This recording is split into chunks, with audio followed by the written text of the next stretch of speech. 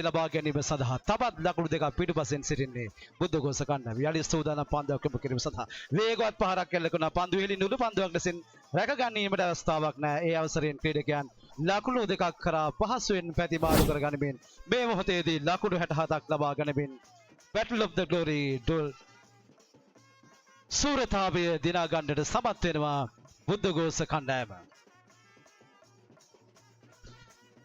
පාසල් දෙක අතර සුවද ක්‍රිකට් සැනකෙළියේ ජයග්‍රහණය බුද්ධඝෝෂ කණ්ඩායම ලබද්දී සියලු දෙනාම අත්වල සන්හන්න ලංවන මොහොතේ කණ්ඩායම් දෙකටම අපි උණුසුම් සුබ පැතුම් ගෙනෙනවා සහෝදරත්වයේ ක්‍රිකට් තරඟාවලියේ.